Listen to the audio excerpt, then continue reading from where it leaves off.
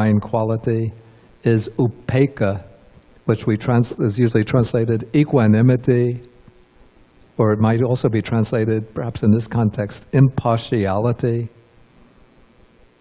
So we could understand this as not having partial feelings towards others of preference for this one or aversion to that one, but looking upon all beings equally. And also it's the ability to remain equanimous in face of the suffering and success of others, so that one is not emotionally torn when others undergo suffering. One experiences compassion for them, but one is not sort of torn up inside by their suffering. And when others that one likes experience success, a good fortune, one doesn't become overexcited and ebullient, but one maintains a certain tranquility or balance of mind. Okay, now these are, four excellent, exalted qualities, but in the Buddha's teaching, on their own, we can see they are not sufficient for liberation, for enlightenment, but on their own, sort of their own dynamic leads to rebirth in the Brahma world, beyond the sense-sphere heavens, into the realm of the sublime deities, the Brahma deities. And so since in this sutta, the Brahmin Dhananjani was delighted when he heard the word the Brahma world, so Sariputta, recognizing this, taught him the path to rebirth in the Brahma world. And so Sariputta leads him, through the four Brahma Viharas. We could imagine that while Dhananjani is lying there on his bed, and as Sariputta is explaining the method, probably he's teaching him in greater detail than has come down in the sutta, that the Brahmin is following along and directing his mind accordingly. So as the Brahmin is listening, he's also practicing the four Brahma Viharas. And probably because of his past merits, he succeeds in obtaining them. He actually enters into those meditative absorptions.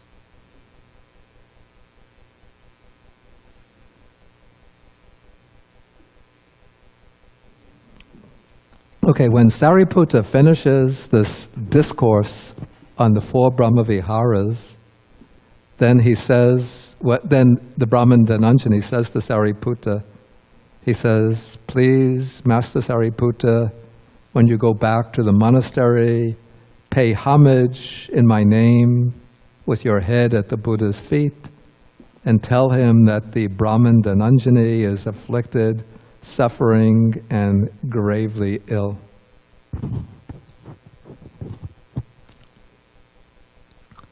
Okay, so then it said that the Venerable Sariputta, having established the Brahmin Dhananjani in the inferior Brahma world, this is very important, rose from his seat and departed while there was still more to be done. Okay, when the text says that Sariputta established the Brahmin Dhananjani in the inferior Brahma world, the first implication of this is that through his instructions, Sariputta was able to guide the Brahmin into the four meditative states of the Brahma Viharas, so that the Brahmin, while lying there, was actually able to enter into the four meditative absorptions of the Brahma Viharas, which, as I said, those are the karmic causes or the karmic forces that lead to rebirth in the Brahma world. But there's something else in this paragraph, or this sentence, which is significant. What is it that sort of jumps out from the page?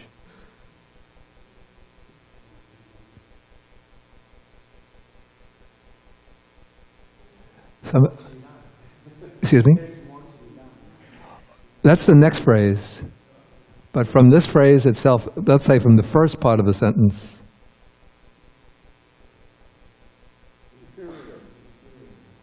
Okay, I heard it. Right, that the Brahma world is called inferior. I think the Pali word here is actually hina. The same word that's used in Hinayana. So, from the standpoint of the Buddha's teaching, rebirth in the Brahma world on its own is inferior to something that lies beyond. And then the next important aspect of the sentence is indicated by the second phrase, the second clause, that Sariputta departed when there was still more to be done. And what more is to be done, that will be indicated by the rest of the sutta.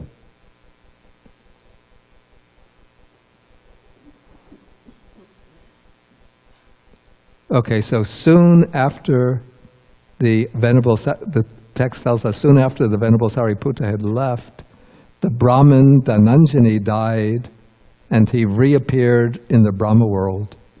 So apparently he had changed his way of life so that he was engaging in meritorious action, and then through Sariputta's guidance, he developed the four immeasurables, the four Brahmaviharas, and that was sufficient to bring him to rebirth in the Brahma world.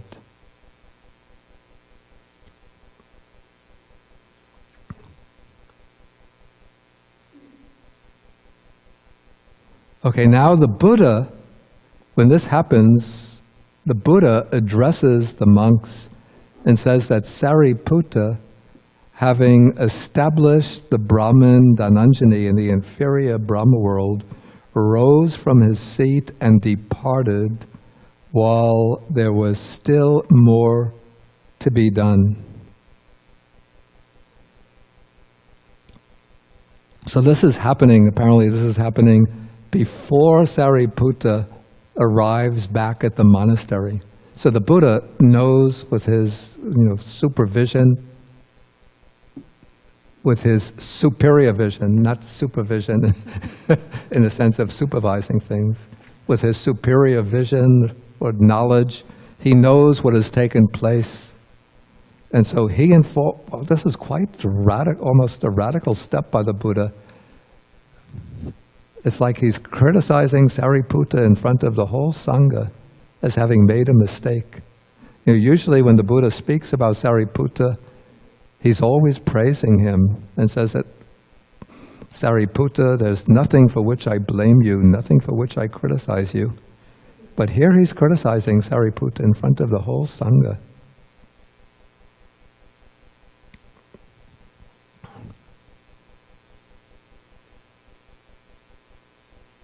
Okay, so now Sariputta arrives back in the presence of the Buddha, and after paying homage to him, he sits down to one side, and then he reports to the Buddha that, Venerable Sir, he says, the Brahmin Dhananjani is afflicted, suffering and gravely ill. He pays homage with his head at the Blessed One's feet. So Sariputta at this point, you could see, from the fact that he's delivering the message in this way, he doesn't know that the Brahmin has passed away.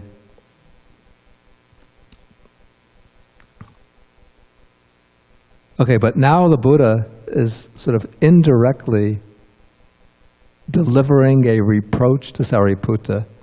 He says, Sariputta, having established the Brahmin Dhananjani in the inferior Brahma world, why did you rise from your seat and depart while there was still more to be done?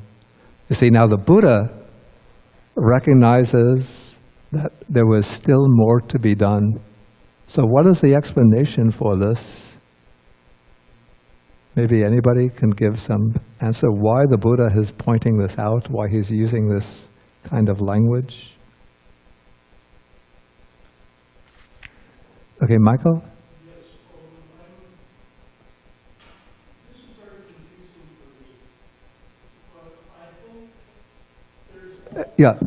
there's... Please use that mobile microphone. There's always something more to be done. So the idea that there's something more to be done is almost, in a sense, academic. There's always something more to be done. There's always a higher place. So from that point of view, it's not troubling. But what is troubling to me is the superficial idea, or maybe the very real idea, that the Buddha is actually chiding or reproaching Shariputra. I'm reminded of the of medicine Buddha in the Mahayana tradition, where we have for each person what they're capable of. The hearing and the Dharma is brought to each individual. Wait, I didn't catch the last sentence that you said. I'm sorry? I didn't catch the last sentence you just said. That the idea that each person receives the Dharma according to his own ability to receive the Dharma. And another, it seems to me, although it may be very wrong, the feeling I got was that Shariputra, and I clearly want to cut him some slack here, was giving to the Brahmin what the Brahmin was capable of receiving to the level the Brahmin was capable of receiving it. However, the Buddha doesn't seem to be in agreement with that unless we do some tricks with the language. So I don't know what to say. Okay, maybe somebody else have some idea about this. Okay. Well, okay, let's take Barbara. Barbara here, and then, what is your name? John. Yong, okay. Barbara, you go. I'm reminded of a story of a famous Zen teacher, living American, well, no longer living, but who described the famous being Zen with teacher. his... What did you say then? Pardon? Then you said no longer living. You said something before that? Well, I meant the famous Zen modern, teacher? but he's no longer alive. Oh, I see, I see. But I mean, it's not from hundreds of years ago. But I remember him describing being with his mother on her deathbed. And she was a good old Italian Catholic woman. And so what he did was to say the rosary with her. And I'm kind of on Shariputra's side here, and I'm not sure that the Buddha is necessarily reproaching him. He's more stating the facts. Okay, he is stating the facts. In fact, there isn't a direct reproach. It's not a direct reproach to Sariputta, but he's indicating that Sariputta, he's, in a sense, I'd say he's criticizing. Okay. Or indicating that Sariputta didn't do everything that he should have done. But it also reminds me of, in the news this last couple weeks, of what's going on in Rome, that the Pope Francis has made the statement that atheists, if they live good lives, can be redeemed. And the Vatican, I've never heard of this happening, came out and explained that wasn't the way it was. The Vatican is differing from Pope I see. Francis. The Vatican tried to reinterpret the Pope's words so that they didn't mean what they apparently meant. Anybody else have some idea? Let's Yong. We didn't take. Well, I just want to add to what Michael was saying, that I think maybe Sariputta needed to work more. Maybe he wasn't fully awakened yet. Okay. Maybe, I don't know, that's another thing. And also, I'm getting also this whole idea, looking at from hindsight, the history of Buddhism in India, how Buddhism died out because, I guess for many reasons, but the very close relationship between the monastics and the lay people, and how they they're so interdependent. If this is a wholesome community, then you might have maybe more wholesome lay people. And Dhananjani seems like maybe he was capable of more. And, okay. Actually, and so I don't know. I mean, these are all sort of reading the suttas and kind of inferring this or implying that maybe Sariputta needs to develop more, but also needs to maybe understand the people he's teaching, their capacity. Maybe there was more to be done. Okay.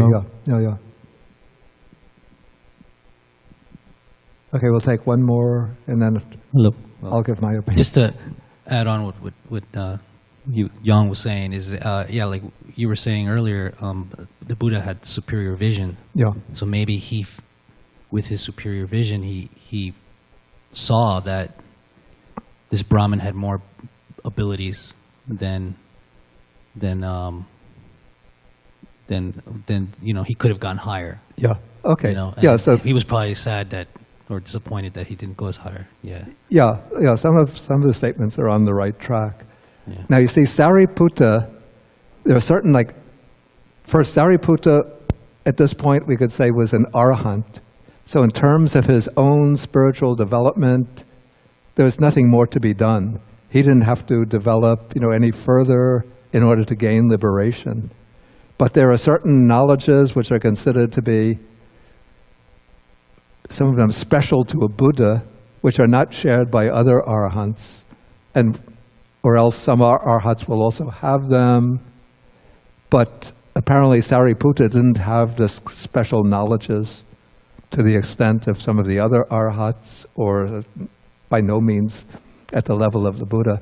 And that is the ability to know the tendencies and dispositions of the people being instructed.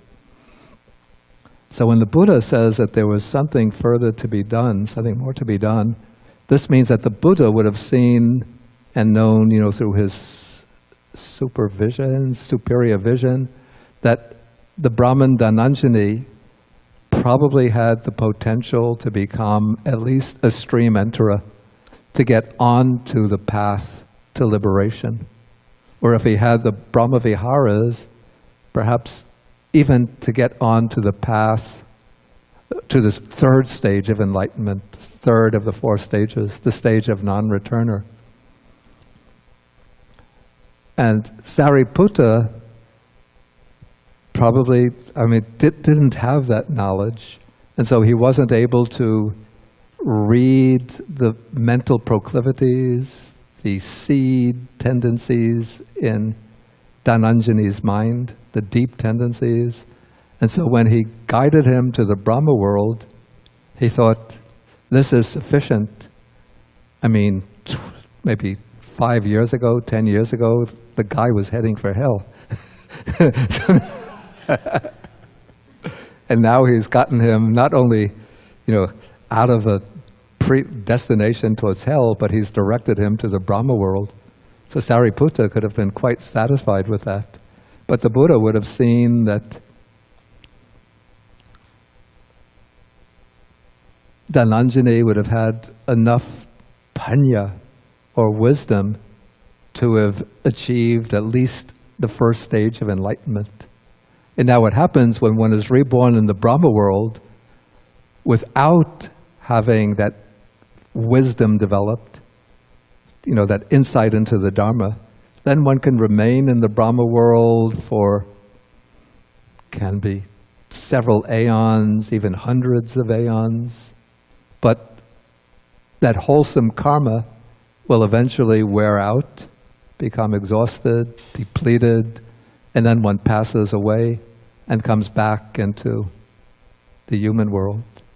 The way I think of it, you're enjoying this bliss and peace of the Brahma world, and one passes away and comes out from the mother's womb with a wah, wah, wah, and then is back kindergarten, first elementary school, high school, all the pain of adolescence, first love, applying for college, student loans, searching for a job, unemployment, getting insurance, all over again. Whereas if one has gained even the first stage of enlightenment, then one can be reborn in the Brahma world, but one will go on developing one's wisdom in the Brahma world and then pass into final liberation. What's interesting, I actually had 2 suttas to take today, but we didn't get to the second one, but I'll take it next time. But I'll just sort of give you a coming attraction or foreshadow what's to come. This is a sutta, it's number 99 in the Majjhima Nikaya, where the Buddha is teaching a young Brahmin by the name of Subba, who asks he asked the Buddha, do you know the way to the Brahma world? And the Buddha says, I know the way to the Brahma world. I could tell it to you. Just like somebody giving directions to get from Cold Spring to Zhuangyan Monastery. And then the Buddha gives him, the formula for the 4 Brahma Viharas. And then the Buddha, the young Brahmin Subha says to the Buddha, after getting this instruction on the Brahma Viharas, he says, wonderful, excellent, Venerable Gautama, I go for refuge to the Buddha, Dharma, Sangha. Please be my refuge as long as I live. And now I'm very busy, I have some other things to do. And he gets up and leaves. And so the Buddha just leaves off there with instruction on the Brahma Viharas. The Buddha doesn't give him any teaching on impermanence, suffering, non-self, dependent origination, the 4 Noble Truths. And so Subha, this young Brahmin Subha,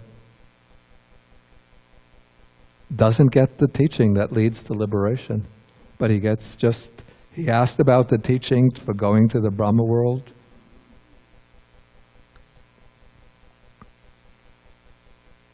And he receives that teaching.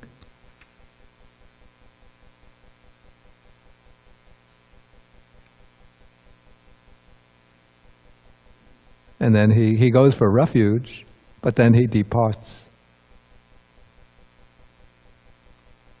I don't recall any other sutta in which the Buddha meets with this young Brahmin Subha and then gives him, some deeper instructions that will lead him onto the path of enlightenment. It could be that the young Brahmin Subha, his mind just didn't have those tendency, those propensities. So the Buddha, in this case, he was like the Italian Zen master who taught his Italian mother, gave her to pray to God in order to go to heaven. Okay, any questions or comments? Please. Again, your name again? Victor. Victor? Victor. Yeah, Victor. Yeah, Yes. okay. One question is, for us as practitioners, what is the importance of practicing Brahmavihara meditation, and is it something that... Yeah, my own opinion is that the Brahmaviharas are very, very important. Because I see them as functioning at every stage in the Buddha's path, and also as fundamental values, and quite apart from the Buddha's path, but in human relationships and in communal life. I'm going to take a selection of texts on the Brahmaviharas and put them together, and then we'll send them out to everybody who's registered for the course. So for the next class, that's what we'll do. It will be taking that portion of the Subha Sutta, not the whole sutta, because the earlier parts of the Subha Sutta are dealing with a lot of matters of concern to the Brahmins. But it'll do an overview of some suttas mostly from the Majjhima Nikaya, but from other Nikayas, dealing with the Brahmaviharas. Then I'll bring up the point that you just addressed in the next class. Sukhi. Let the microphone come back.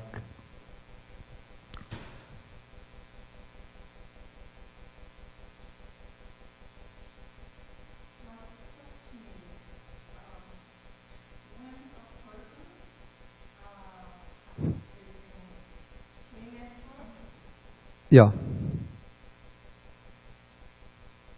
Yeah, it's on. I think it's on.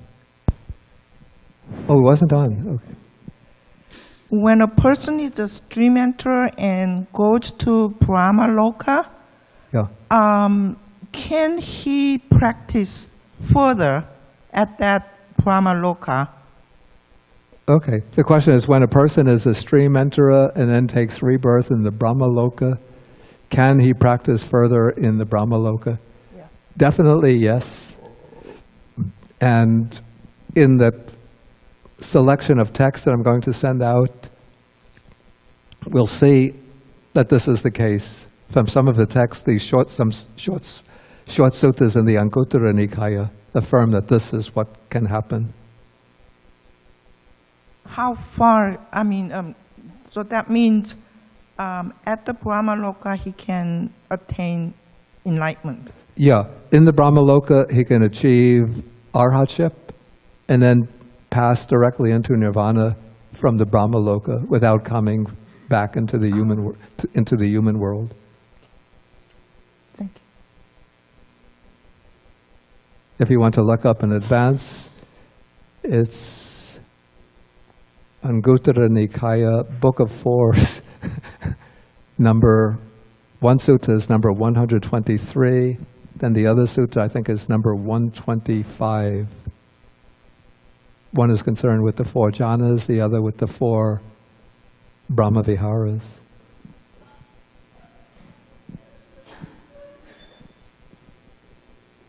Any further questions or comments? Okay, then we'll take a break for the lunch, and then we'll have a discussion period,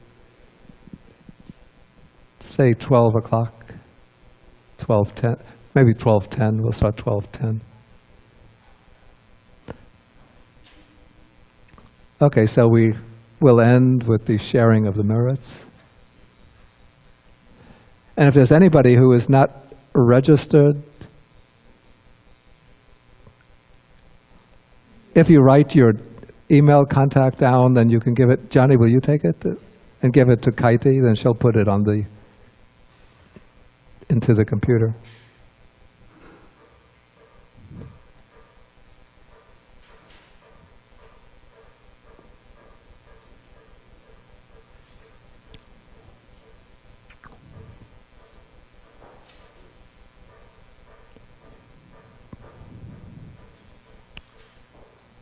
Okay.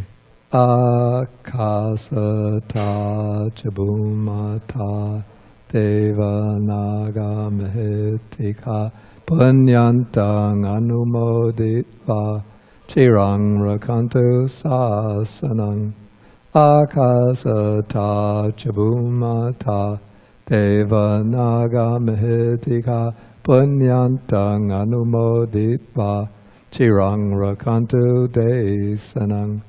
Akasata chabumata deva naga mahitika punyantang anumoditva chirang rakantu mang parang. Etavata cham hehi sampadang sampadang sabe devanumodantu sabba sampati siddhya. Etavata cham hehi sampadang punya sampadang sabbe bhutanumodantu sabba sampati siddhya. Etavata cham hehi sampadang punya sampadang sabbe satanumodantu sabba sampati siddhya. Bhavagopadaya avichihetato etantare satakayupapanna rupya rupicha sanya sanino dukkha pamuchamtu pusantu nibuting.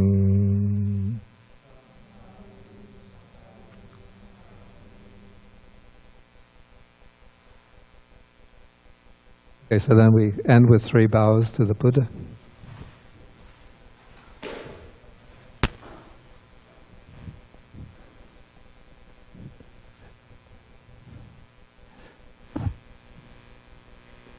Okay,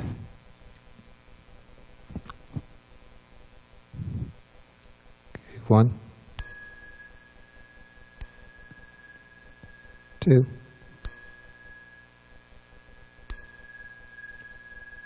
3.